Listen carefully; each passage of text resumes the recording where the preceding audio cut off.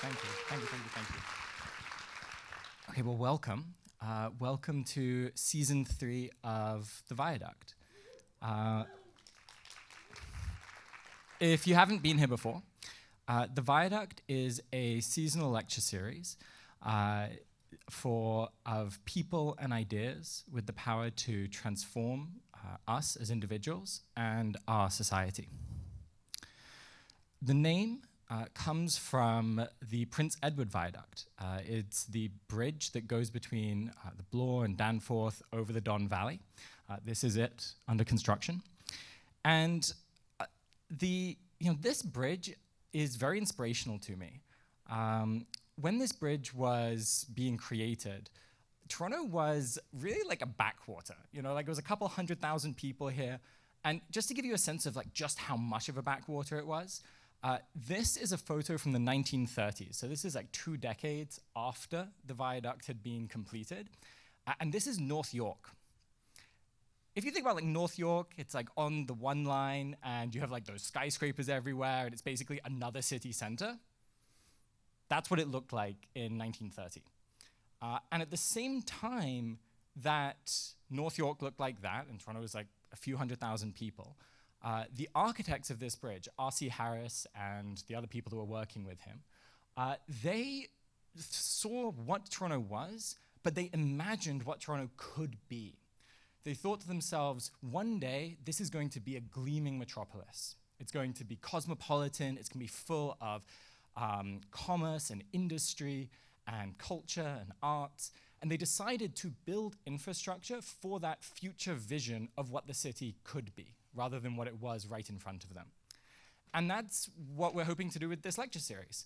That in the same way that they built infrastructure for the future industry and commerce of the city, we're building infrastructure of the kind for the future education, research, and intellectual community of the city. I think that Toronto deserves the best intellectual community in the world, and I think you're all here. And so thank you for being part of this experiment and for making that a reality. Okay, this specific series, the 3rd season, has 3 lectures. And if the Viaduct in general is about building intellectual infrastructure, this series is kind of about hidden infrastructure. So we're looking at the things that make our society what it is that maybe don't seem obvious to us at first glance. Tonight, we're going to hear from Kevin Bryan in a moment about cities.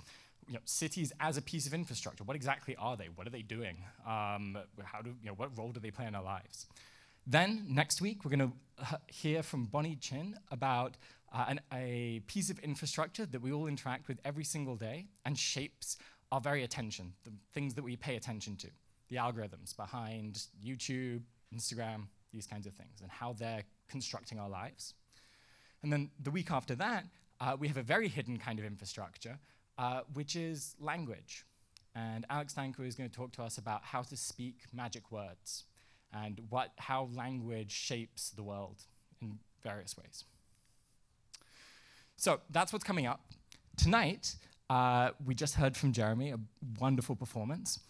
Now, I'm just about to hand it over to our sponsor for the evening, who is going to share something. I'm thrilled to get a chance to work with this sponsor, and so I'm thrilled that you all get a chance to hear from them.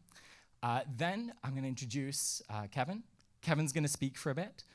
There's going to be a Q&A, and then after the Q&A, we're going to have a chance to socialize, to meet somebody new. At this event, you all know that everybody saw the same lecture, and so after this, you'll all have something to talk about. Yeah. Any questions? Is anyone in completely the wrong place? This is a shock to you at this point? No? All right, we're gonna have fun. Okay, and now to introduce our sponsor. Hello, hello, hello. Hello, good evening, everybody. I hope you all had an amazing day so far. My name is Tommy, and I'm one of the co-founders of NEW. I want to start by thanking Ben for everything he's done with the Toronto Society for Diffusion of Useful Knowledge, as well as obviously the Viaduct lecture series that we're all attending here tonight. I want to thank all of the speakers, Kevin, Bonnie, Alex. I want to thank all of the staff and crew that are making tonight possible.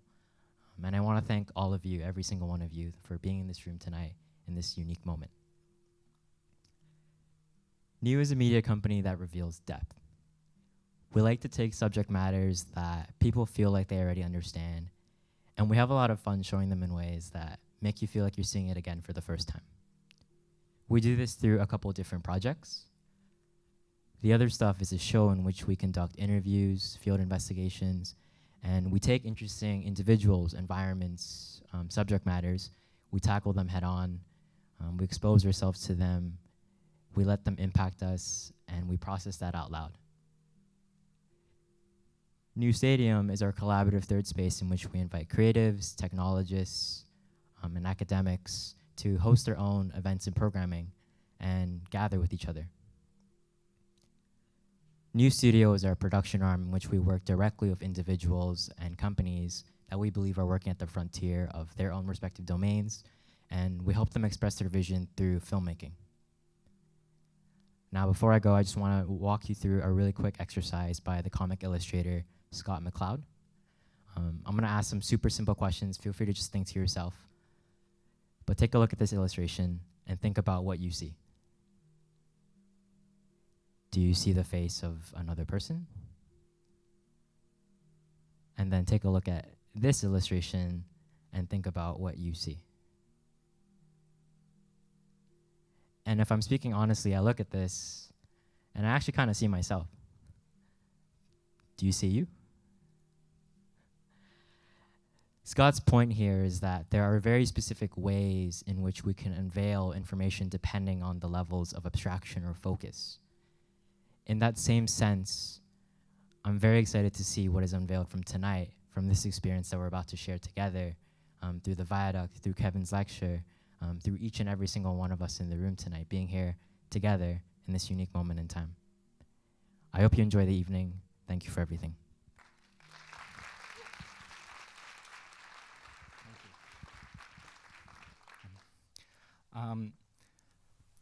I am not exaggerating when I say that this series would not be possible in any way without New and the work that they've done over the last couple of years.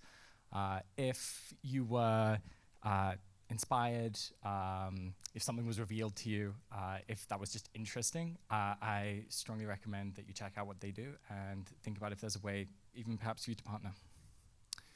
Okay. This is where we live. This is the city of Toronto. It's a big city. It's important, you know, like it has theaters like this. It's got a lot of people in it. It's like the most important city in Canada, right? Right? We think so. We live here. I assume, right? But what exactly, why exactly is it so important? What led to it having this kind of great population, this great position in the country? Couldn't it have been this city? This is Montreal. This is actually, maybe it's got kind of a nicer city. It's got better transit. It's got kind of a really cool architecture and urban space. This is on a mountain in the center of the city that you can climb up of, and then you can look out, and it's like really beautiful. Why couldn't it have been this city that was so important? Or perhaps, maybe it is. And actually, it used to be that Montreal was bigger than Toronto. Montreal was a bigger, more important, it was a bigger financial hub, cultural hub, all of these kind of things. It was only in the 70s when there was this kind of Quebec independence movement that Toronto actually took over and became this kind of center of the country. But even more than that, is population really the metric that matters here for determining importance for cities? Why did those two things seem to correlate? I think to start to answer some of these questions and to think about what cities are, the role that they play, and how they produce progress, I don't think there's anybody better than Kevin. Kevin is he is a researcher and a professor at U of T Rotman School. He's an economist. I can tell you he runs in circles of some of the most interesting economists kind of on the face of the planet. Last year, he ran what I believe to be the first ever graduate level progress seminar on progress, what it is, where it comes from in North America, at least North America. He is also one of the wittiest, sharpest people I've ever had the pleasure of meeting, and I'm thrilled that we get to hear from him tonight. And so, Kevin, over to you.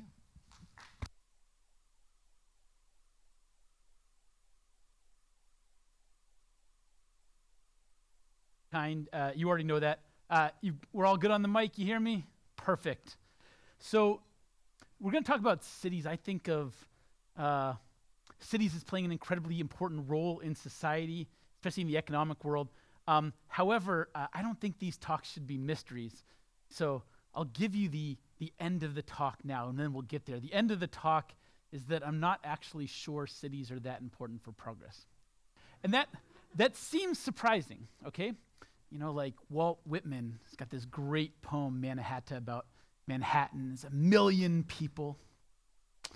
Manners free and superb, open voices, hospitality, you know, the most courageous and friendly young men like our friend Ben here, you know, the rivers running and sparkling and the spires and the masts. And when you think about cities, you're probably thinking of something like that, where we brought these 1 million people with their open voices together. And somehow those 1 million people with the open voices together build the spires and build the masts and create the modern world. And there's some definition of progress where it seems hard to believe, like, how can we have progress without cities? Because cities are where the people come together. So Ben mentioned we've been teaching a seminar course on progress here at the university. I think it is the first one I know of in the world. And it's been a lot of fun. And if we're going to teach about progress, we have to start with a definition. So I think this is the right one. Directed human action to improve the standard of living. Directed human action. So all those things are important. It's something done by people on purpose, so not as like a byproduct of other things, that makes our life better off. And, you know, you look around this building and you see, you know, the choices that were made on how the wood is laid out here in the back of the building, and the person who invented this microphone that I'm speaking to, so it's all so clear, and the design of the roads that surrounded us. Like, those were all active choices made by people in the past. And there's some reason that those people in the past chose to make those choices rather than to do the many other things they could do with their lives. You know, I don't know what the watching YouTube all day equivalent of 1919 was, but I'm sure it existed. You know, there are lots of ways to waste one's time throughout all of human history. So a small number of people chose to take actions that build our modern world. And if it was just people choosing to do that, that would be fairly uninteresting for a social scientist like myself. So we tend to think, and I think we actually know from really interesting research across a number of fields, that the extent of progress across societies and times and organizations depends on factors that are at least partially in our control. And if they're not in our control, they're partially explainable. So what we're going to talk about today is one of those factors, in addition to liberty or incentives or many other things that might lead to progress. One of those factors might be the fact that we all spend time in the same place. And when you think about cities, you might be thinking of something. Does anyone know where this is, by the way? I'm sure someone does here. Almost. This is Hong Kong. One of my favorite photographers, a guy named Michael Wolf, he just took these amazing photos of these housing developments in Hong Kong where it just looks like, I don't know how many people must live here, but so many and so many stories and so many interactions. So that's the kind of density people are often thinking about when they're thinking about cities' contribution to progress. So I said I was gonna mention maybe cities aren't as important as you might think, but let's start with the argument for why they are more important. So this is US data, just a little bigger sample of cities than we have in Canada. We're looking here at adjusting for local cost of living. This is income per person. So we're going to go up from rural areas, those outside any type of metro, micropolitan areas, these are like small towns, think the Owen Sounds of the world, all the way up to our large metros. And you can see a pretty clear link. The bigger the cities get, the higher the incomes get. Some complexity researchers and economists have looked at this pattern. I think rough approximation, every time we double the size of a metro area, we're increasing incomes and we're increasing productivity by roughly 10% on average. Okay, so this pattern you can see all over the world across time. There's nothing unusual about the US in this data.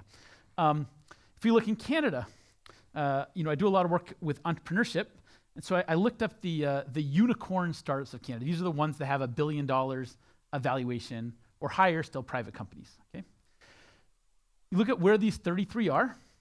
All 33, every single one, is located in one of Canada's 10 largest metro areas.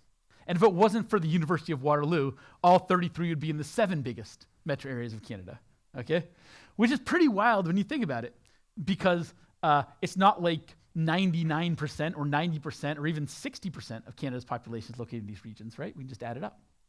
So that seems like something must be going on that it's so hard to create these new institutions outside of cities. And we can go back historically as well. So every time we look at, these canonical examples of progress in the broadest possible sense. So progress, economic progress, literary progress, artistic progress, we often associate these with big cities, right? So hopefully some of you might recognize that if you hate modern architecture, you might despise this particular cafe here on the left. This is the cafe designed by the modernist architect Adolf Loos in Vienna. Unsurprisingly, it's kind of the first modernist cafe, no decoration on the wall or any of that nonsense, just plain austerity. And whether you like it or not, at least you can agree whatever Loos was doing, there was something interesting there. How did he manage, this guy with his crazy ideas, to get the resources and to fill the cafe with such a crazy idea? And the reason was, I look at Vienna between, 1890 and World War I, and, I've got Wittgenstein and Freud and Klimt and the Vienna Secession and the Vienna Circle and incredible advances in arts and in philosophy and in psychology. In fact, even in political science, not all progress is good. Stalin and Hitler lived right near each other in 1913, and they're basically the same part of town. Okay, and we can go back even further. Over here on the right, the famous circular city of Baghdad with the House of Wisdom in the middle during the Abbasid Caliphate. And when Ar-Rashid was building this modern city, what was his first goal? His first goal was to have a city big enough that you would attract the best artisans and thinkers and philosophers from around the entire caliphate and its extremities. And you have some pretty wild people like Al-Khwarizmi. You might recognize this name if you change it a little bit. It's where the word algorithm comes from. It literally is named after this guy. He's a pretty good mathematician. He also came with al-Jabr, which is algebra. If you hear an AL, it's probably coming from Arabic and maybe coming from this particular city. So these are pretty wild advances. And they're not happening just randomly distributed across the Austro-Hungarian Empire, randomly distributed across the Abbasid Caliphate.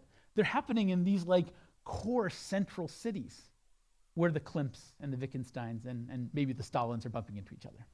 Okay. So, that said, that's the defense of the city. We go the other way now. Our friend, I'm from Boston. So in Boston, you can identify Bostonians if they call this guy Henry David Thoreau. Get really persnickety when people say Thoreau. He writes this essay named Walking. And as you know, this event is put on by the Toronto Society for the Diffusion of Useful Knowledge. I hope some of you at least have heard of this legend of the Industrial Revolution, the Society for the Diffusion of Useful Knowledge. Started in 1820s in England by a fellow who also plays an enormously important role in the end of slavery, and the idea of the original SDUK. We also had a branch in Boston, actually, at the time, the so-called Lyceum movement in the US. The idea of the original SDUK was to basically transmit the latest knowledge of science and engineering in very cheap pamphlets and inexpensive talks to people who weren't, in the halls of Oxford and the halls of Cambridge. And so facts would spread really quickly, like what we're trying to do here. However, Thoreau doesn't think this is a good thing. What does he say? He goes, there's equal need for a society for the diffusion of useful ignorance. That's what we call beautiful knowledge. Why? Well, by long years of patient industry and reading of the newspapers, a man accumulates a myriad of facts, lays them in his memory, and then when in some spring of his life, he saunters abroad into the great fields of thought, he, as it were, goes to grass like a horse and leaves all his harnesses behind in the stable. I would say to the Society for the Diffusion of Useful Knowledge, go to grass. You've eaten hay long enough.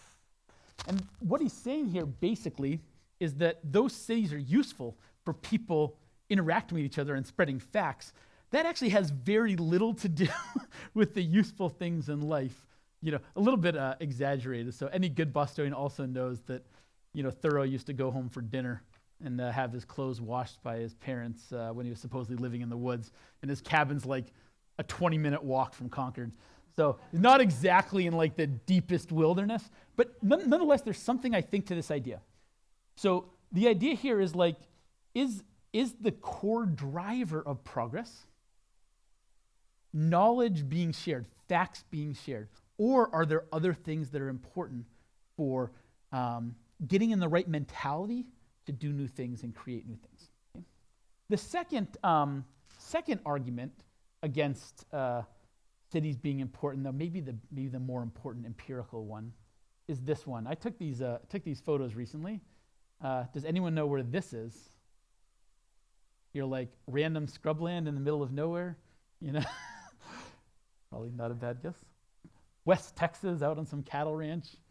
The thing about this is that these pictures are taken literally on the most important road in the most important place in the entire world economy. So this little like one-story strip mall, that's right in the center of Sand Hill Road, the center of the venture capital industry in the entire world. And this scrubland down here is just down the street from the offices of Tesla and Kleiner Perkins and SpaceX and many others on Stanford's campus. And I guess what we should be thinking is, okay, cities are so important for doing new things. How is it that the center of global innovation these last decades literally looks like some empty ranch land in West Texas? I don't know what the opposite of urbanism, you know, that could be less, what can you have this less urban than this? And yet this is where, you know, the modern computing comes from. You know, this is down the street from where the greatest demo of all time back in the 1960s shows off hyperlinks and shows off the mouse and the graphical user interface. And then in that same area in the world is where we funded everything from Intel all the way on down to the OpenAIs and the Anthropics of the world today. Okay? So this is our starting point. We're going to figure out, how is this possible if cities are so important? And to the extent that there's something else going on here, what is it? And is there some way we can fix this with policy? Okay? All right. So let's go back into a little bit of history of Silicon Valley. This little bar, restaurant, cocktail center, the Wagon Wheel, looks completely nondescript. You could drive past it 100 times and not even think about it.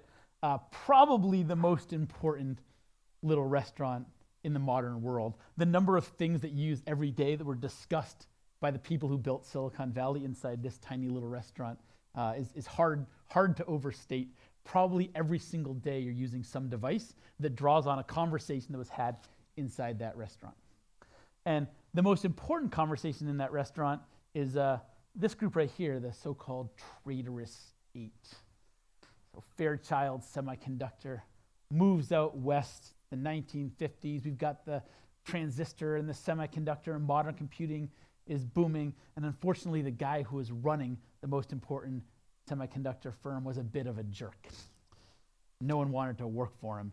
And his best employees were chatting with each other and said, maybe we'll go off on our own and do whatever we want. And they weren't in some big city. These people had come from all over the United States at the time. They moved out to California, and they went on to found Intel. And then Intel went on to spin out, you know, all this stuff happens afterward. You know, you can look down the list and you'll see AMD and you'll see VLSI and you'll see a bunch of companies that are still huge today. I stopped this in the 1990s because I just ran out of room. You wouldn't be able to read anything. But suffice to say, those 8 people having their lunch at the wagon wheel led to all of this stuff.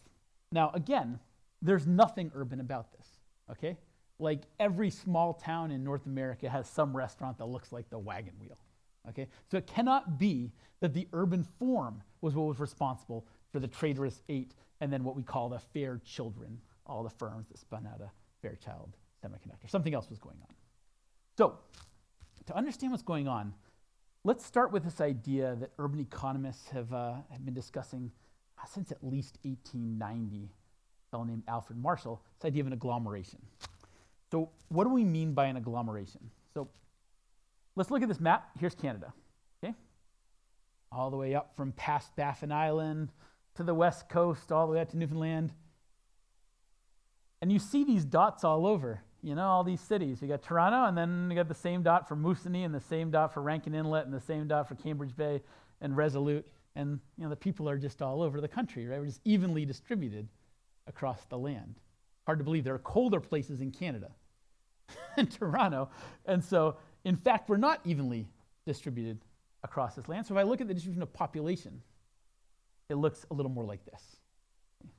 We just basically lost the north other than Whitehorse. It just totally disappeared. Even in places like Ontario, anyone who's ever taken the train or driven across Ontario, that 24-hour journey that you have to make to get to Manitoba, you see a lot of trees. Okay? So something has happened that's taken us from this land to this different distribution of population, this different agglomeration here, where our population is super concentrated in basically like 3 little chunks of land with a couple of bumps otherwise. It turns out the population is actually a lot more widely distributed than economic activity. So if I were to do the same map and I were to map GDP, for example, we're going to see even higher peaks in a handful of cities and even lower. I showed you that chart with rural incomes versus urban incomes. So we're going to make the cities higher, make the rural areas lower, at least on average. And then if we look at some types of economic activity linked to new things, say venture capital investment. Okay? These circles represent venture capital investment. This is like 2 or 3 years ago, by city in the world. And what you see is like, man, there's people living all over the world. There's economic activity in most parts of the world. There's only really venture capital activity happening in like a handful of places in the world for all practical purposes. You know, it's essentially like New York, California, Texas, London, Stockholm, Tel Aviv, Bangalore, Beijing, Shanghai. We're all basically out at that point, okay? So that's somewhat strange. How come the economic activity is so concentrated compared to the population, compared to the land? And if we look at economic activity that does really new things, for example, venture investment in firms working on artificial intelligence. I mean, this is way too spread out. About 2/3 of all the dollars in the world are going to go to one city, right? The area around San Francisco. So when we talk about agglomerations, this is essentially what we're talking about. Despite the fact that the land is basically free and empty, I don't know if you ever looked at what land costs. You can buy parcels of land all across North America for, you know, a plot of land about the size of a Toronto house lot. You can easily buy that for something like $100 to $200 in most of North America. The land is basically free. Okay, so what's not free is land next to something that creates this economic activity. So what the heck is that something? Essentially 2 theories that have been quite influential and have some truth to them. Okay. So the first one, actually, did anyone know either of these 2 folks, just out of curiosity? Jane Jacobs, who's lived just down the street here in Toronto. You can see a plaque about, 5-minute walk from where we're standing when she moved here. The fellow on the left with the wonderful mustache, like a walrus. He's an economist. You're like, we don't know. He didn't write any fun books. He wrote a very influential textbook if you were studying economics in like 1920. You would have known this fellow, Alfred Marshall. And so they were the kind of two big arguments. First, Marshall, 1890. He's really interested in this question, like, why is economic activity so concentrated? And he says, essentially, there's three things going on. So first, when we do economic activity in the same place, we can share suppliers, share inputs, build economies of scale, right? So if I'm the only factory in my town, I got to build the port. If I'm in New York, I just use the port other people built. That's quite useful. Second idea, we can divide labor as Adam Smith taught us in his pin factory. If you have to do every single task, sometimes you're good at one thing, really bad at another, right? We can get more efficient if we split labor across tasks. So when we look globally, more rural areas and developing countries in general, actually, you tend to see fewer job categories. So if I looked in a hospital, for example, in a more rural area or in a developing country, you might have 2 or 3 job titles, like nurse, general practitioner. And then you come to a mid-sized city, and we've got nurse, general practitioner, and surgeon, maybe pediatric doctor. And then we come down to Toronto, and we've got people whose jobs are like, I do childhood oncology for this one type of cancer that like 47 people have, you know? If you don't have a big enough city, you can't divide the labor that much. And so the doctor has to be able to handle a number of different tasks. And hence, because just like anyone, that doctor is not that good at all those tasks, the average productivity would be lower. So we're going to share the supply, right? And we're going to be able to divide our labor in a more useful way.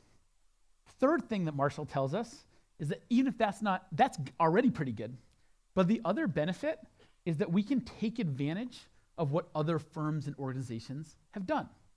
Economists call these spillovers.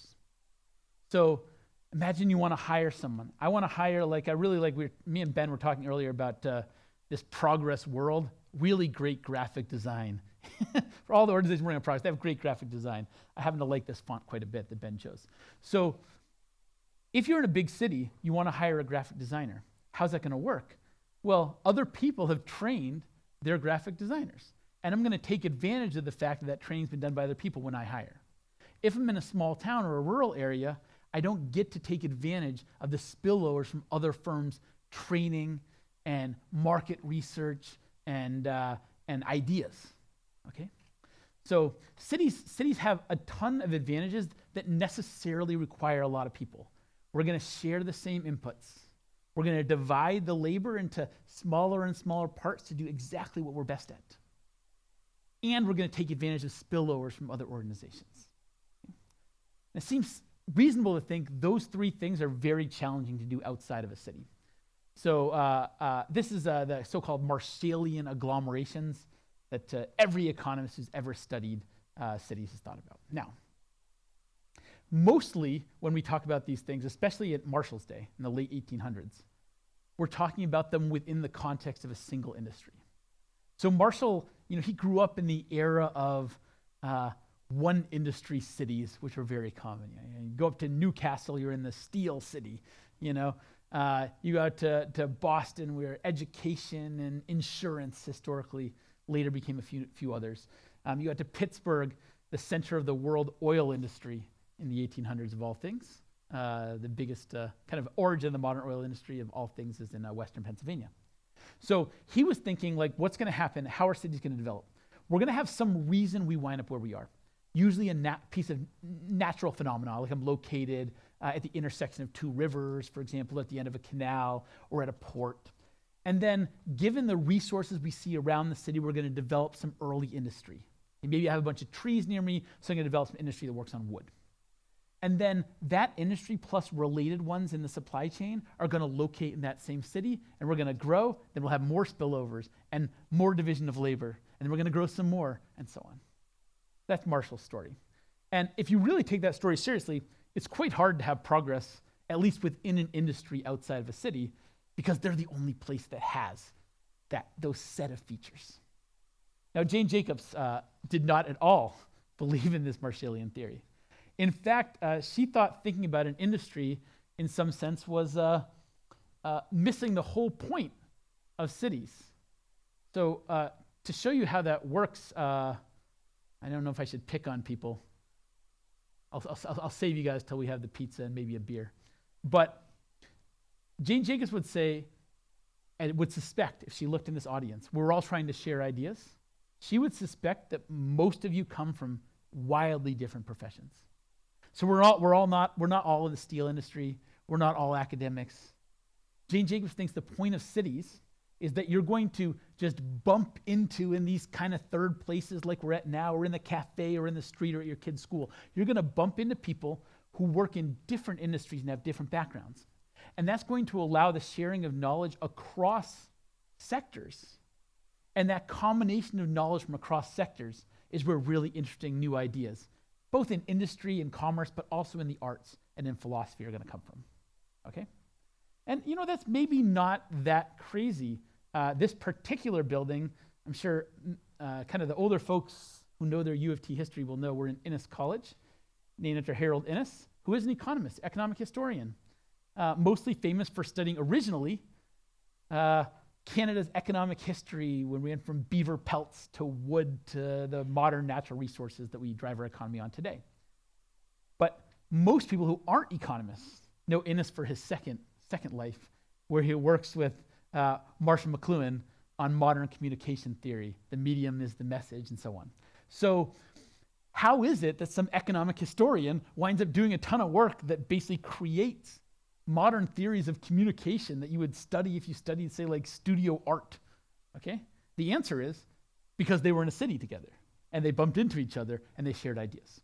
So that Harold Innis type of combination of ideas, this Jane Jacobs justification for a city, is essentially not about improving productivity in the things we're currently doing or dividing our labor ever finer in the things we're currently doing, but about doing brand new things that have never been done before, and those are the things we should expect to happen in a city. Okay? Doesn't sound crazy, to be honest. In fact, some economists recently, they've looked at what cities specialize in, and it seems that some cities specialize in being what we call nursery cities. So their industrial specialization is creating new things, okay? So if you look in like a San Francisco, a lot of companies start there and then move away. Actually, more companies move out of San Francisco than move to San Francisco. But what does San Francisco have? They have a bunch of people who move there who want to do some new things. They bump into the conversations you'll hear at a bar in San Francisco these days are like science fiction. It's totally crazy, okay?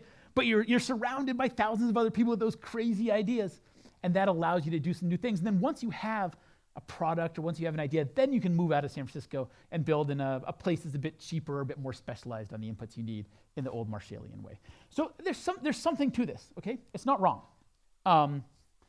Even the writers have noticed this. You don't need to be an economist to know this. Calvino in Invisible Cities says, what do I take delight in about a city? It's not the 7 wonders, even the 70 wonders. It's the answer it gives to questions of yours. So that bumping into people who have more distinct knowledge that I didn't have access to in a smaller town, that's the point of cities. The point of cities. At least we thought. We'll see empirically. We'll see empirically whether it's true. One important caveat, though, is those theories I just mentioned don't really have anything to do with like good urbanism, okay? This is from a render from a city that's being planned in California by a group named California Forever. They're trying to plat out a new city with a few 100,000 people. I suspect many of the folks here look at this and say, that looks delightful. I'd like to live there. Why don't we build one of those? However, delightful as it may be, I'm not sure it really has anything to do with Marshallian or Jane Jacobs types justifications for agglomerations, right? Like, unless somehow we're like bumping into more people with different ideas, like walking on the street here than we are at like the Buffalo Wild Wings in the suburbs, you know? Both of them have a bunch of people who don't know each other, right? So it's kind of interesting. It does seem empirically that larger cities do allow more unconventional combination of ideas. We can see this in the patent records, for example. But it's not at all clear that like good urbanist neighborhoods are related to those phenomena, which is too bad because I'd like to see a lot more of these. Okay. Go back to the other side now. We thought, I said, Jane Jacobs, urbanism, the Annex, University of Toronto, Herald, and that's what we want. And yet, this is what built the 20th century. Hopefully someone knows what this is. The Bauhaus in Dessau in Germany, Gropius and Van der Rohe, like literally the modern environment you see around you, just completely influenced by Bauhaus and the international style and the ideas constructed here. But where was the Bauhaus? Was it in Berlin, in Vienna, in London? It was in this like pissant town called Dessau of like no particular importance.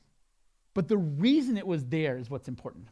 So the reason it was in Dessau was because they had to move out of the city they were in previously. Why'd they have to move? Because there was political pushback to the wild artistic and architectural ideas they were developing. And they felt like they couldn't continue to teach and hire in the way that they had been if they were located in the city. So this is a bit strange because in our heads and in Jane Jacobs' world, I'm in the city, I get to bump into all sorts of unusual people with crazy ideas, and then we pursue even crazier ideas than that.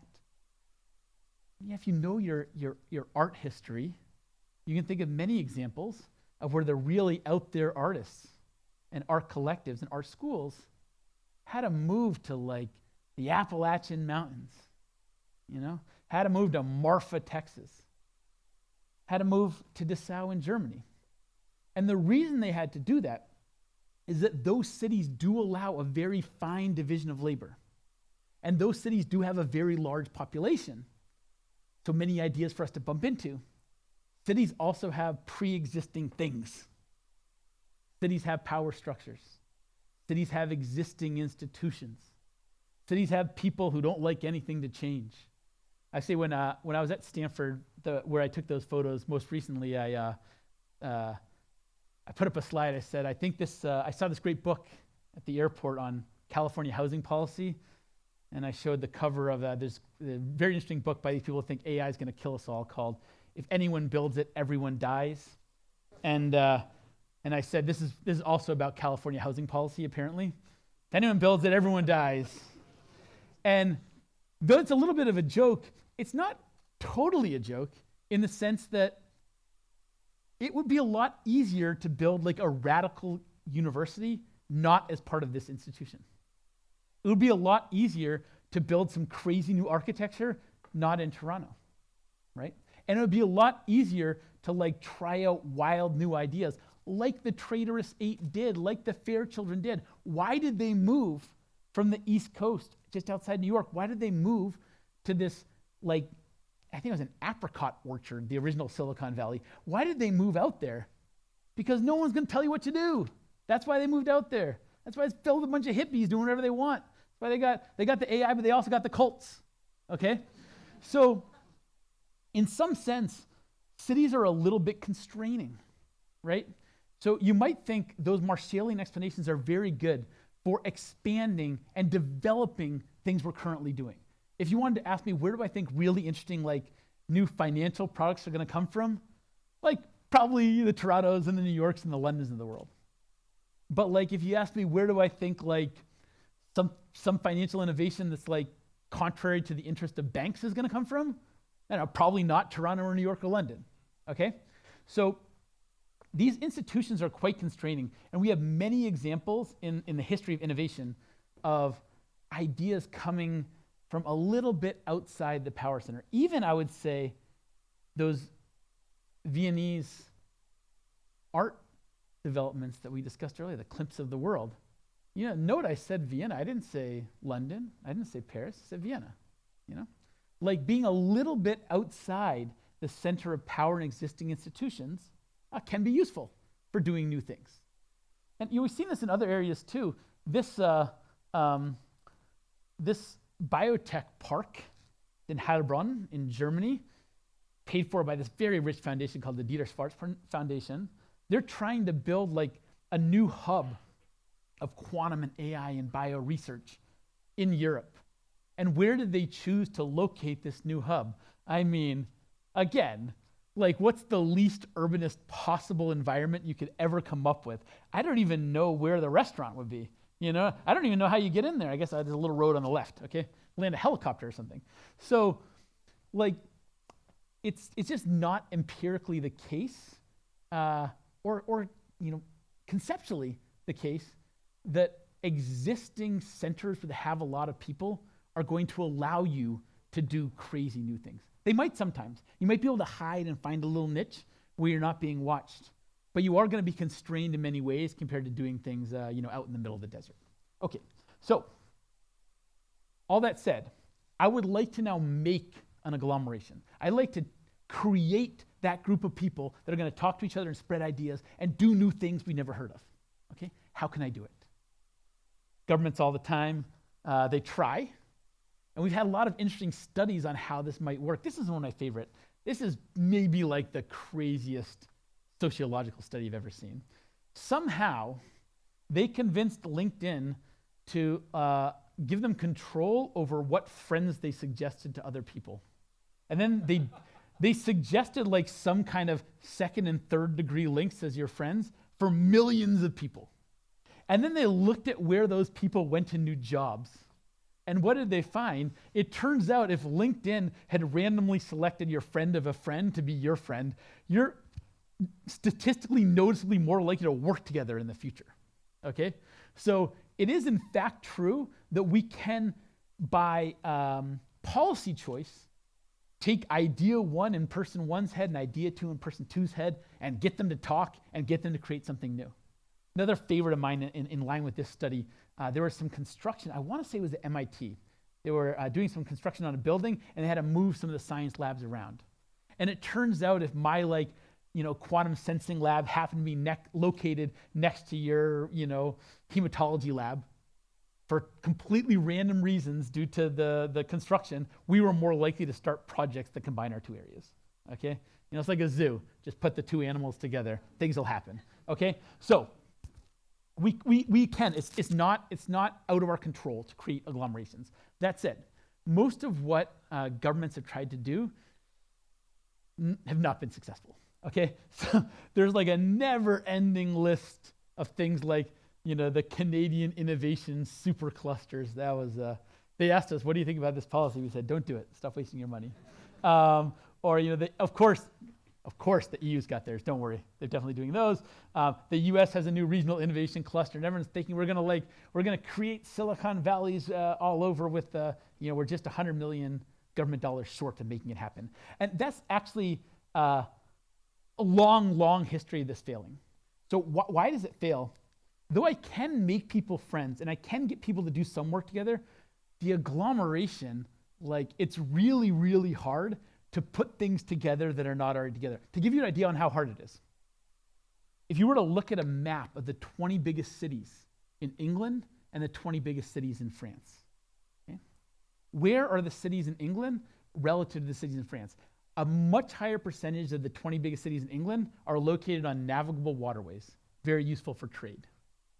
In France, filled with cities that you cannot reach the ocean by boat from their major cities. Why is that? Kind of a crazy reason. The Roman Empire falls. In England, people, Thoreau would be happy, go to grass, okay? So very few, with the exception of places like Bath and London, very few British cities are located where the big Roman cities were. In France, most of the large cities are located where the Roman cities were because after the Roman Empire fell, we already had archbishops in France. So France was already Catholic. And those archbishops served as like a centralizing device for the growth of cities in the future. So literally the location of cities in France are in completely stupid locations for modern trade because in 400, we already had archbishops in France. Okay? It's really hard to make new agglomerations. They're super sticky, okay? If you look at this one, we've got here, Ransom Olds on the left. What's Ransom Olds making? Boat engines. Here in the middle, Leland Cadillac. What's Leland Cadillac making? Bicycles. Henry Ford, what do you see there at the end? The shipyard. So I take this one city in the US that happens to be surrounded by the big wooded forests of Michigan, that already has an industry in boat engines, bicycle wheels, and shipbuilding.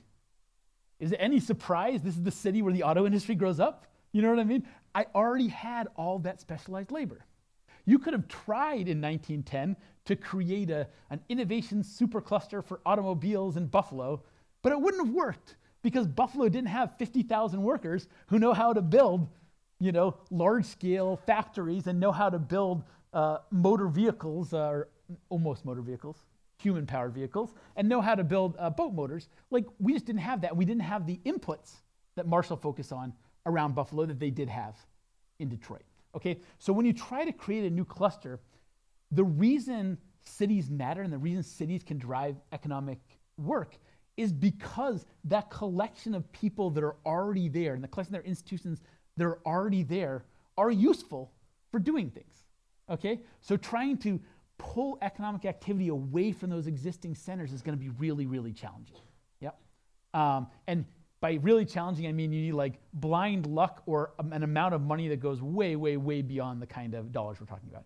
Even Silicon Valley, how did this little apricot orchard out in California somehow become the center of the computing industry? I mean, it's a little apricot orchard in California that also happened to have like a very large tech sector during World War II and Stanford University. It's like not that much of a coincidence when one thinks about it. Okay. Okay. Things can go even worse than that. Like, if I want to create an agglomeration, I'm going to have policymakers try to do it, but do they know what to do?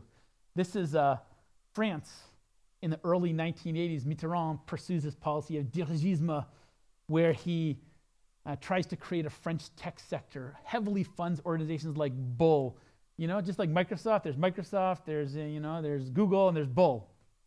And I swear to God, I'm not making up that the unsuccessful French tech company was literally called a bunch of bull, but it was, okay? And of course, they by the mid-1980s had shed tons of their workers and were failing, and no one's using Minitels anymore like the French government wanted. So it's actually kind of hard to pick winners. Cities are a little better at filtering through having a lot of people go under than governments are at picking this is the sector that's gonna really matter. The second thing that can go wrong is you can get captured. So, governments want to win elections. They have existing relationships with, the local unions and other groups that matter for their re-election. So you give the government a bunch of money, say in Toronto, and you say, let's create a better innovation sector here in Toronto. And I apologize if anyone happens to work at the place on the right. I don't mean to be mean, but suppose many of you know what this is on the right. Yeah, this is the Mars building, kind of the 20 years ago, the biggest investment that the government was making in Toronto innovation sector. Anyone know what's on the left? That's the garage in the suburbs where they founded Google. And so the reason I point this out is I'm not sure what the secret sauce of the modern tech sector in California was, but I'm sure it wasn't really nice offices, okay? There's other stuff that mattered than the nice offices. That plays very little role. We have a perfectly functioning market in office rent, all right?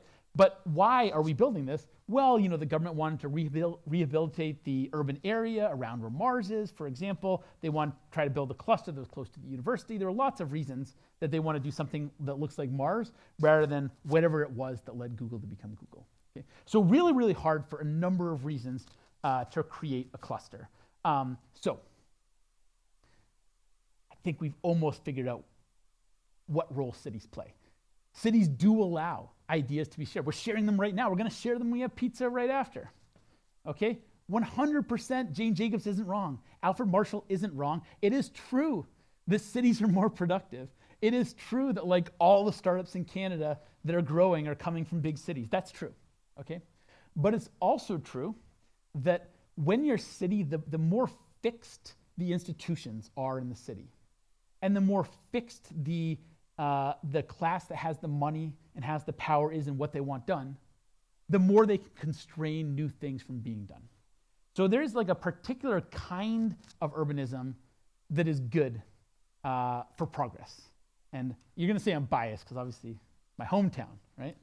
But there's something interesting about Boston. So Boston historically, obviously the university sector, the insurance sector, and then 1970s, the big sectors in Boston were mainframe computers in the defense industry, Raytheon and Digital, and these companies that, suffice to say, the end of the Cold War wasn't that good for these sectors. And even without Boston's in a lot of trouble. Our two biggest sectors are like defense spending thing cut a ton, and mainframe computers, which I don't know the last time someone bought one of those, but it's not a huge industry anymore. And yet, between when I was born, up on top, this is an area called the Seaport, which used to be like, I don't know, you drop the bodies. And then today, Southie wasn't far. I'm a Kevin, I can say it.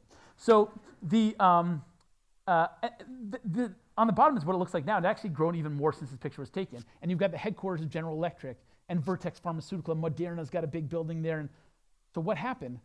What happened was Boston got out of that defense sector, mainframe computer. They got into biotech in the Route 128 cluster. They got into, these days they actually have quite a few companies doing work in the AI sector. Like, the reason was that the institutions that mattered were not really constraining for doing new things, but they did have a bunch of like very smart young people coming to the city all the time, largely because of all the universities, right? So it wasn't like the institutions that mattered in Boston. Like in Toronto, we got the big banks. They're very influential in the city and our culture. In Boston, it really wasn't that way. Like the institutions that mattered were like the symphony and the university, And so that allowed the smart young people who came and bumped into each other in Jane Jacobs type ways to build new companies in the future, new industries to rise up. And I suspect in 30 years, the leading industries in Boston will again be different. So if we want our urbanism to lead to progress, we do need the people. We do need to all be together in the room. We do need to share some ideas. But we also need to ensure that those of us who have a little more power in society, we get a little bit older, we get a little bit of money, get a little bit of influence, that we don't say, I don't really want new things. That cafe that Luce was building there in Vienna, it's ugly. I only want nice, Rococo cafes in my city, nothing new. And I don't want those Bauhaus guys and Gropius. Like, who wants a building covered in glass and steel? It's boring. Only the old stuff.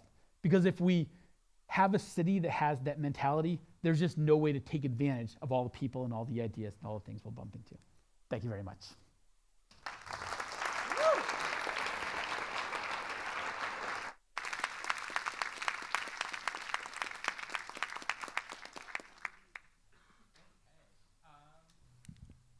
Okay, we're now going to move into Q&A. Okay, that's been great. I have two questions, so I'll ask one and then come back there and ask the second one. So the first one is very simple. So you just gave like the final thesis, so the cities and that they shouldn't have like this constraining power. Name top 3 cities in the world that have this capacity to them. Yeah, so a really interesting one. I had a slide when I first made this talk that I wanted to talk about. One of my least favorite cities in the world. I just can't stand it. It's hot, it's ugly, it's boring, but unquestionably pro-progress is Dubai. And so the reason I mentioned Dubai is that think about the urban agglomerations in the Middle East, say 50 years ago. It's somewhat unusual that like center of many things that are happening in the Middle East is not in Jeddah, and it's not in Muscat, and it's not in Beirut, right? So what happened was that in Dubai, like literally, we're just gonna fill in the desert, It was like incredibly unconstrained. And more than that, if you didn't like Dubai's government, you didn't like Dubai's policies, like 2 miles away is Sharjah, completely different ruler.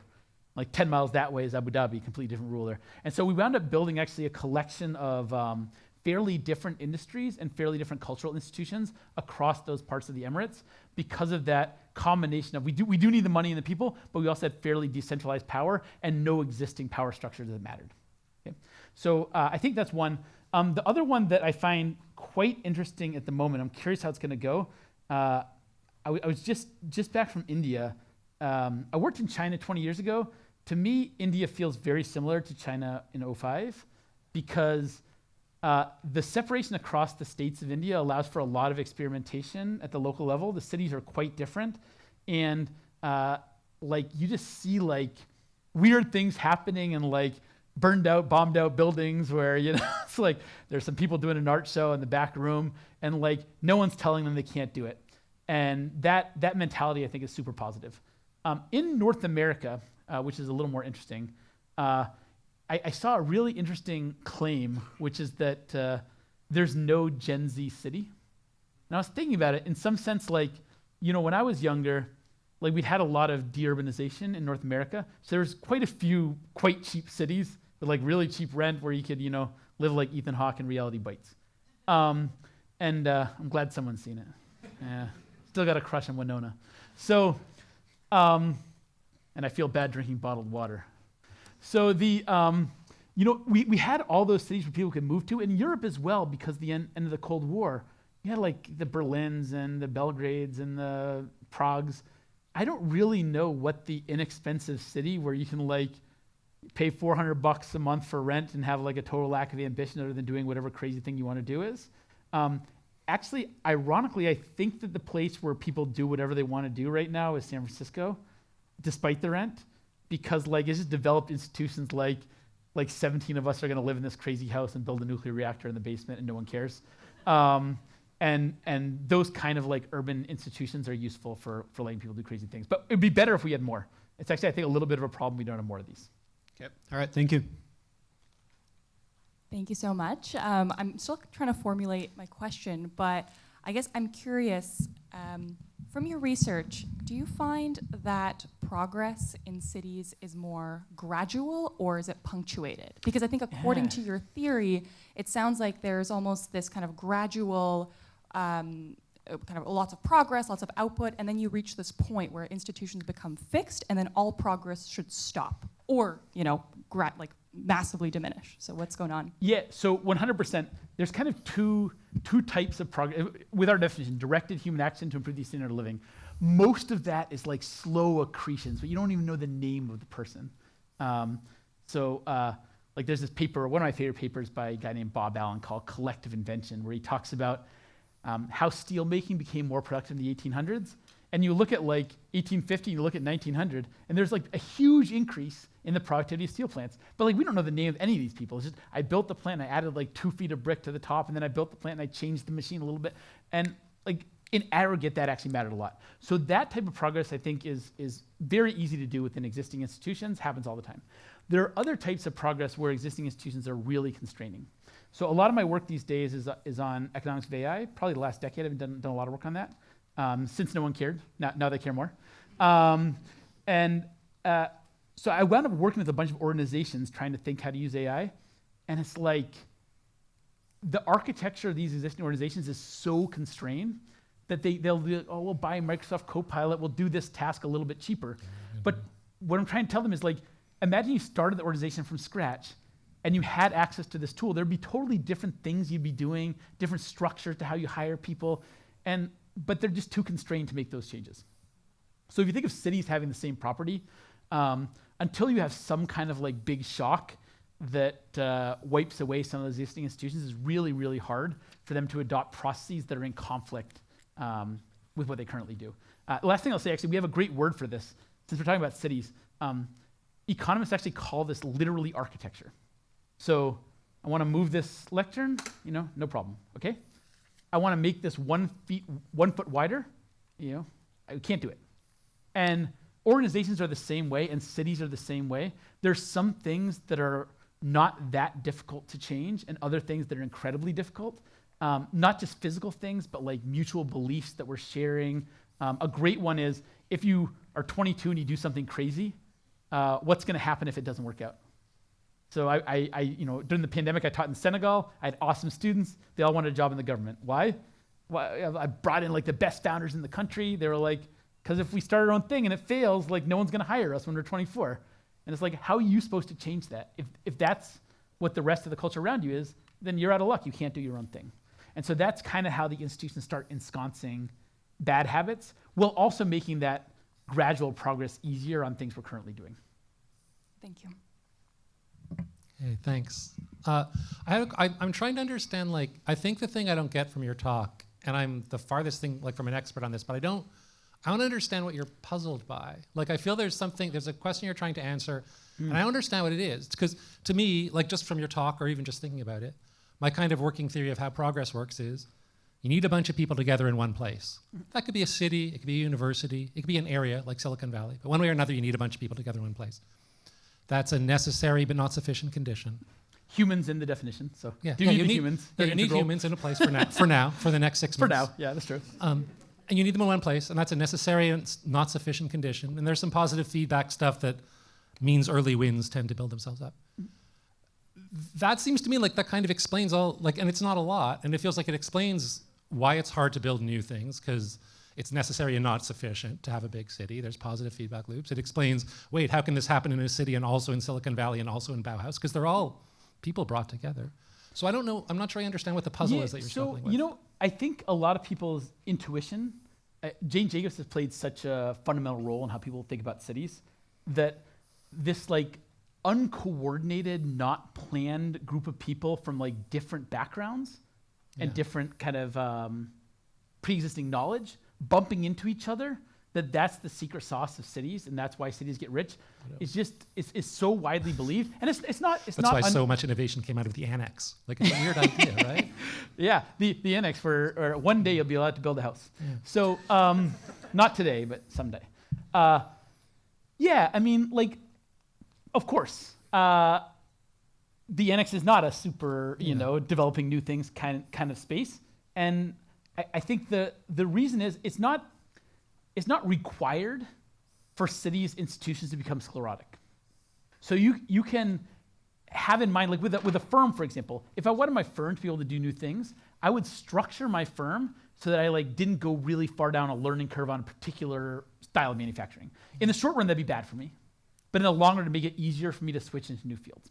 Likewise, cities can establish institutions while they're growing that don't kind of lock them into a particular industry or a particular like hostility to new things, or they can choose to go the other way. So I think that's the less obvious part. And the reason I say it's less obvious is very few cities do this or have even cared to do it. Cool, thanks. Hi, thank you so much for coming. My question is around the LinkedIn second and third degree connection plus the Trader Estate and the Fair Children. I could nerd out on that all day. I'm curious, what is your take with all of the knowledge that you have? And Canada is producing, I can't remember what the stat is, it's like 5% of the world's top AI researchers. Like, if you could say, hey, we want to have this, I don't know what you call it, mafia, whatever you want to call it, of AI folks that are going to help put Canada on the map the way it should be, because we've founded Uber and all of these other companies and nobody really knows about that. How would you, like, what advice would you give to a founder or a government or whatever it is in order to do that specifically for Canada? Yeah, so this one, we'll save a little bit for the hallway. The bad news is that those cities play a role in progress. Many other things do too. So you can have the best city you want. If, like, I don't know, the tax policy incentives are bad, then people are not going to invest in startups. They're going to invest in other things like, building tract housing or whatever it happens to be, or buying resources, like essentially the history of Canada. So it doesn't matter how good the urbanism is, because we've messed up other aspects that matter for progress. So I don't think that the biggest problem for, say, startup development in Canada historically has been sclerotic cities. Like, as Ben mentioned, the last time a city got a little bit sclerotic, everyone just moved. So, and right now, I was chatting with a couple of our friends over here earlier this week, and the Toronto metro area lost a greater percentage of its population to domestic out-migration than Detroit did in the last 5 years. So, like, why? Like, you don't notice it because you have so much immigration, but, like, people now, like, they move from Montreal to Toronto, move from Toronto to Calgary or Halifax or cheaper places to live. And so, you're like, how do I get more startups here? I would say, I don't know, like, better tax incentives for investment in startups. I'd probably start there. On the margin, you can do urbanism, but I don't think it's that important. Yeah. All right. Thank you so much. Yeah. Hi, thanks for your talk. My question was around policy, at least my first one, so I'm going to switch it up to my second.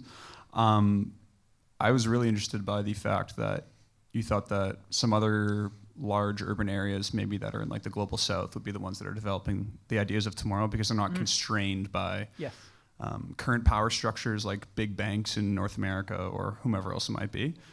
I mean, the art scene in Lagos and Dakar is like 50 million times better than the art scene in big cities in the West right now. Because you can do whatever you want. So kind of why haven't those large urban areas around the world continued to develop new pressing ideas like AI or something else and kind of shattered what we've seen in the world? Like, why isn't Rio de Janeiro pumping out a brand new style of banking or automobile? So funny you mention it. Probably the most important new banking startup in the world from Rio de Janeiro. Company called Nubank that's making bajillion dollars right now.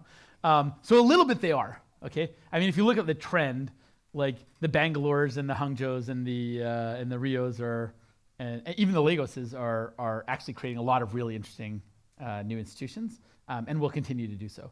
So that's half the answer. The other half is like I was mentioning to the other question asker a second ago. There's other things that matter, like having money is like useful, right? You know, like Boston's a little bit straight-laced, but like it's only so bad the economy's ever going to be when Harvard and MIT are there, you know? So, and the Patriots. Yeah, so I think that's basically the answer, is that they have a lot of people now that will be a benefit in the future, but you also need other things like there are certain institutional factors or better incentives or just money that matter for doing new things as well. Thank you. Yeah. As a grad student in planning, I come across your topic of clustering and agglomeration quite a lot. The dominant theory and practice seems to be that cities and policymakers focus on how to make more clusters, specifically in tech. Yeah.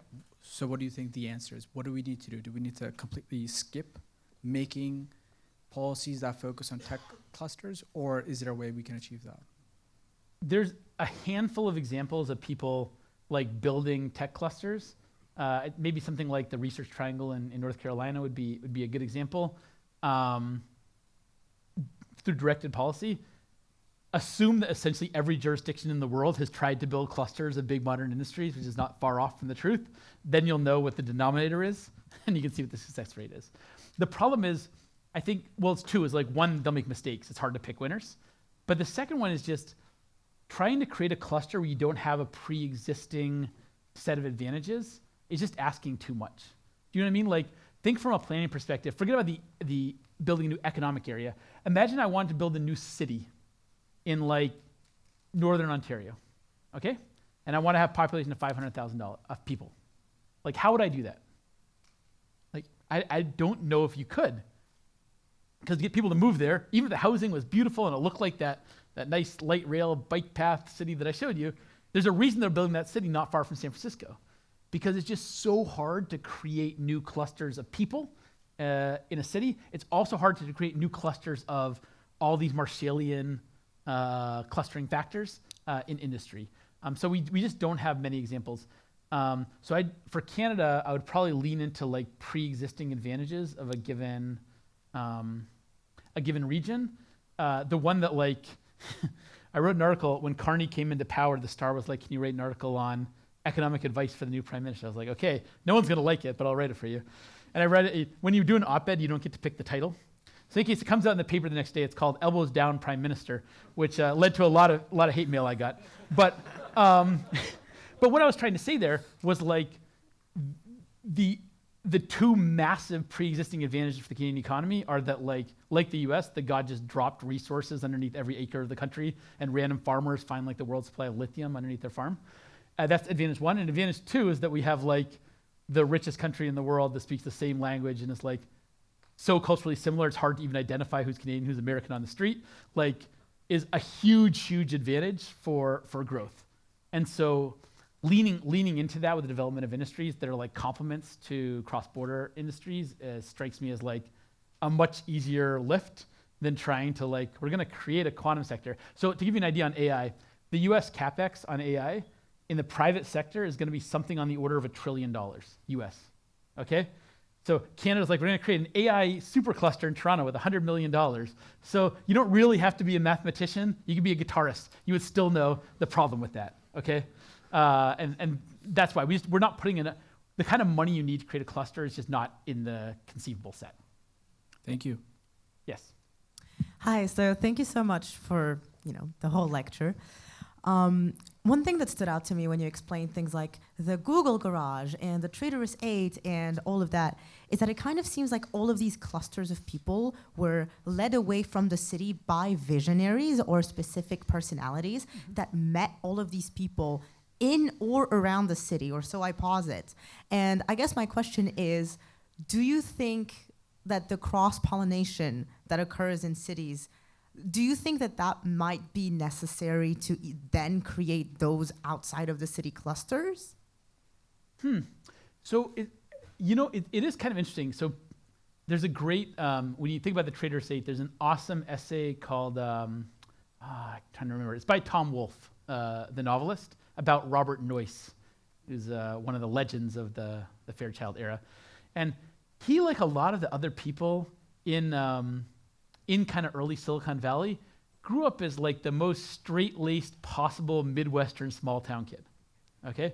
Just like we've got all these, like, in Silicon Valley now, you've got all these random Canadians from random parts of Canada. A friend of mine who lives in Whitehorse has a really good company that's doing well right now in San Francisco. So it's not like the people are particularly weird, but in that Tom Wolfe article, and there's actually a similar one by Stuart Brand, of the Whole Earth Catalog, for trying to look for who's got ponytails here. You'll know that one. So the Whole Earth Catalog, Stuart Brand, people think of him as big hippie. He also, Kevin Kelly, who founds Wired Magazine, worked at the Whole Earth Catalog. Steve Jobs was like a big fan of the Whole Earth Catalog. Like what California also had was you took these very straight-laced technical people and you brought them to a place with a bunch of like the weirdest hippies imaginable. And then that combination of like, you're smart enough and the people around you with power, your bosses, the people you respect are saying like, you can do whatever you want. Why would you go work at Fairchild, some guy in a suit? You don't have to do that. Just do whatever you want. And so that mentality is not true of all cities. So if you think like, when I came to Toronto 12 years ago, and I remember when I first came here, I'd have these very smart students say, what do you want to do? They go, I want to work at RBC. It's like, I mean, fine, you can get a nice house in the suburbs, like a perfectly good life. But I found it a bit strange that was the ambition. And I'm sure that your boss at RBC is not the person who's like, you know what you should do?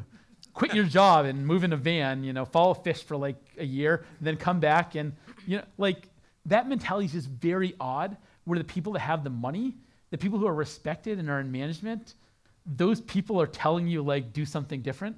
It's just very, very rare. And I don't think it's a necessary condition for cities. So a lot of cities can still have people bumping into each other and actually dulling that innovative or progress-oriented outlook of the people that move there. So touching grass. Thank you. Touch grass, yes. Have you looked into these factors for the relative levels of innovation, less regulation, and like a 1031 capital gains like they have in the States, where if you reinvest your money in a year, you don't pay capital gains? Yeah, I mean, this one's a little outside, so I'll give the 10-second answer, because this guy said he liked my jacket earlier, and I thought that was cool. So if I gave one piece of advice for the country on how to have more startup innovation, I would say just like rip up the current capital gains tax and replace it with the U.S. Startup Advantage capital gains tax. If you first don't want to put elbows down, you can just choose the Swedish one, which is basically the same thing, and then that'd be better. Just because like it's hard to do new things without resources, so you need resources. That's not going to do everything. Like you still need a bit of a cultural mentality as well. My favorite, I apologize to anyone I know here if I've already told you this anecdote. It's just so good though. 1837, marching down Upper and Lower Canada rebellions. The rebels are marching down Yonge Street. They get to Montgomery Tavern near Eglinton. They sleep for the night. They're going to come take the city, seize it from the family compact. The dictatorship is over. But they get stopped by the troops. A number of the leaders of the rebellion get exiled. One of those leaders moves to Ohio, where his son Thomas Edison is born. So Thomas Edison's father was literally exiled from Canada for being too rebellious. Okay? I'm not making this up. You can Wikipedia after we're here. So, like, I mean, it literally is, Canada's a country of loyalists. Okay? Like, a country of loyalists that then chose an immigration system that's like the most credential-based possible immigration system that selects like people who really want to live in a nice house in the suburbs. Okay? So I'm not like that. I don't know how much the incentive change is going to change some of those cultural factors. But at least it will help on the margin.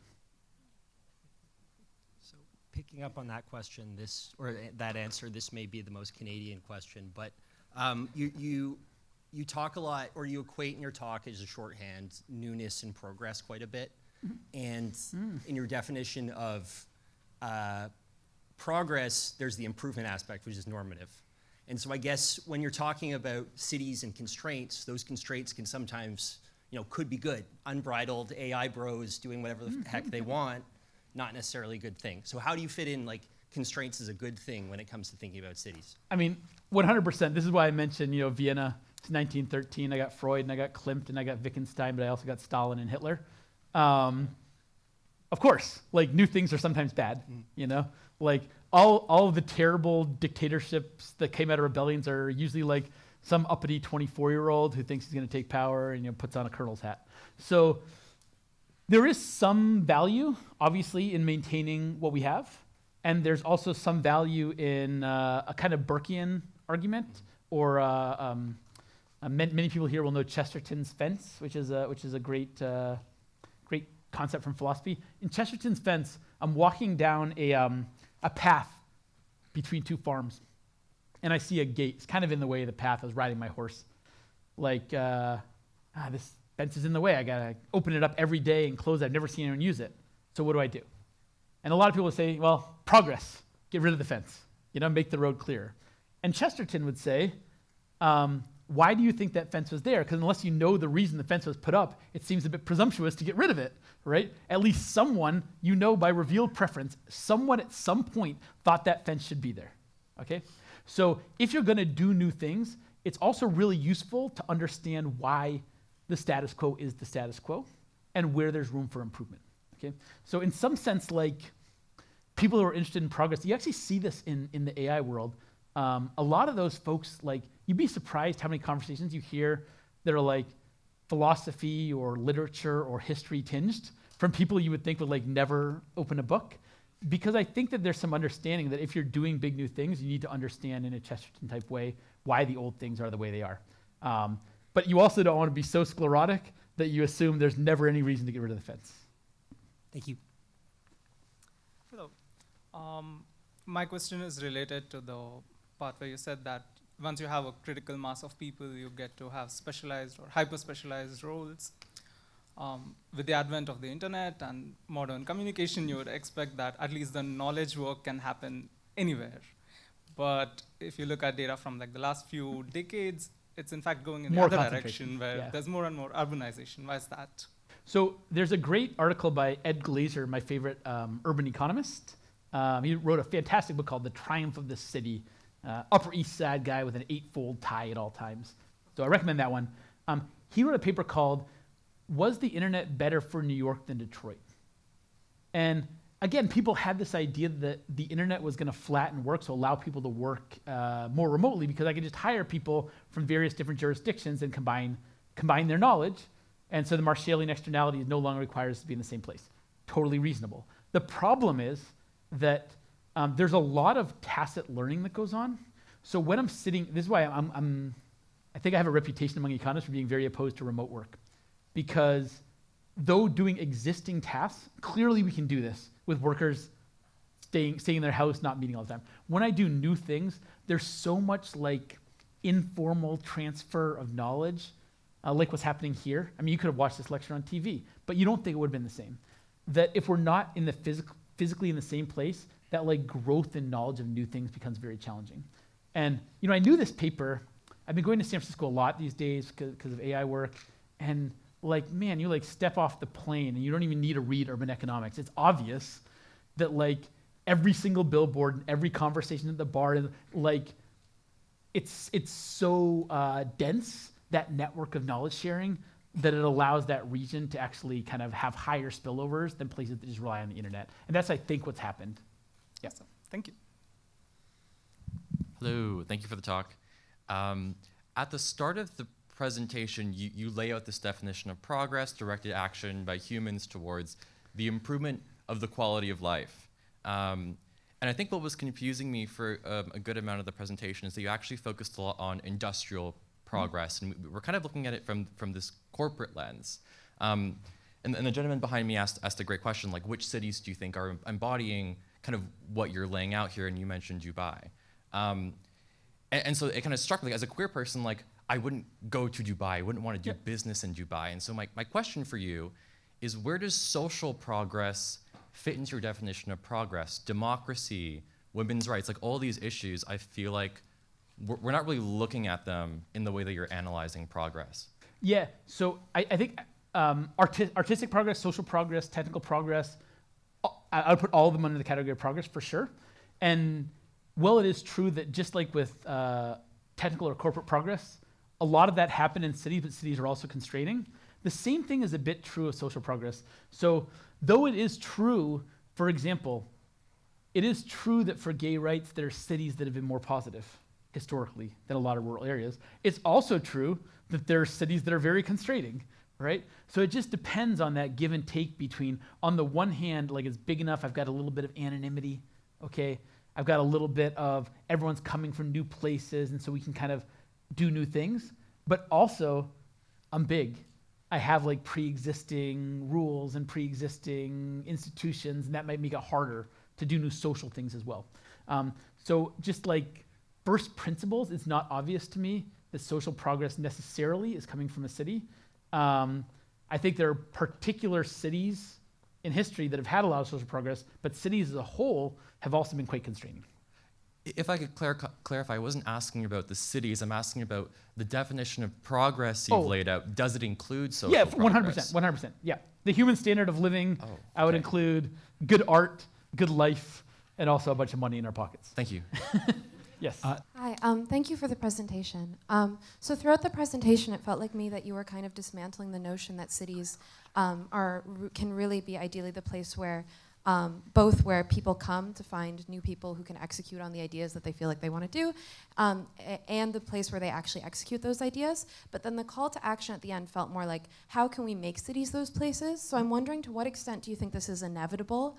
Just because that seems like a really difficult thing to try and fix, versus like, how can we say like, this is the way that things flow? How can we make it so instead of trying to put like amalgamations in new places, we try to just get visionaries in new places and let them do things? Like, is that, yeah. Yeah, no, it's a good question. So I think of cities are just an collection, an institution, basically. Just like a firm or an organization or an art center or whatever. They're an institution. So some institutions are set up to be incredibly efficient through the division of labor across a bunch of tasks to do something that's very hard to do by ourselves, okay? That goes without saying. And they are. Like, there are big organizations that are incredibly, incredibly good at what they do. That said, we do make a choice when you build an organization on how progress-oriented we want to be. I don't know how else to say it. Like how much we want to balance like this fixed wall that's really stable in the storm versus the wall I can move a lot and I can do new things on. There are choices like on the margin that we can make that make it easier for people to do new things or old things. That's true in a city, it's true in a university, it's true in a firm. And since cities play such a critical role in bringing people with crazy new ideas together to do crazy new things, the cost of a city being like sclerotic in how they support and how they permit new things to happen is worse than like within, say, a firm, because there's 100,000 firms, but there's not that many big cities. So kind of like Canada, you have like 5 cities screw this up. Like, you know, I showed you the list of where all the startups are. Like, the game's over at that point. Like, you have to get that right. Thanks for the talk. So I guess be it a new agglomeration or an existing agglomeration, to be successful, people should be able to move to the agglomeration. And I think how much does the ease of moving to a particular agglomeration affect its success? It can be immigration policy, but also just the ability of people to move to a particular place. And I'm wondering, what are your thoughts on that? Yeah, so it's definitely empirically very positive. So immigrants play a disproportionate role in all sorts of innovative activity, not just because partially because they're highly selected. Okay, so the people that move domestically, the average person in Canada lives within a very small distance from where they were born. Okay, so people who move around a lot for their jobs and stuff like that are somewhat unique and somewhat unusual. So it's a little bit selection, but it's a little bit also Marshallian division of labor. So people who like really want to work in building some crazy new AI company, they're going to move to a center that has that particular industry. People who want to like build a bunch of new crazy architecture, they're going to move to a different place. Okay? And so cities that don't allow this kind of movement are trying to, get that really, upper tail human capital in that specific area, just drawn from who already lives there. And it's not impossible, but it's very, very challenging. And you see this not just today. I mean, we saw, Baghdad under al-Rashid, like, why was there algebra and algorithms and stuff? Like, I think Al-Khwarizmi is from like Uzbekistan or something. So like, it's not a novel phenomenon. So yeah, immigration flows are quite important. That said, in the same way I mentioned this trade-off, so cities build up a bunch of institutions, and that's one of the reasons the productivity gets higher, but also they can be sclerotic. There are some types of some places that have a lot of people that move from abroad that are not particularly innovative because they don't have like those institutions to support the innovation. Like, I don't know what percentage of people in like Phoenix grew up in Phoenix, but I bet it's a tiny percentage. And like, no one thinks this is like the innovative center of North America, right? So I do think there's a little more of a trade-off than some people think and a little more selection going on. But yeah, it's a great question in general. Yeah, thank you. Give it up for Kevin one more time. Woo!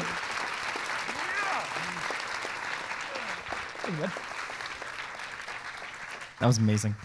I have two very, very quick things to share. If you have any more questions, please, Kevin's going to stick around for another 30 minutes or so. You can come and talk to him now. But I have two quick things to share. First thing, we have two more lectures in this season. Next week, Bonnie is going to talk to us about her research on how the YouTube algorithm is informing the lives of our children and as well our own lives. If you enjoyed tonight, I think you would have a wonderful time. I'd love to see you there. Okay, that's it. Thank you all so much for coming.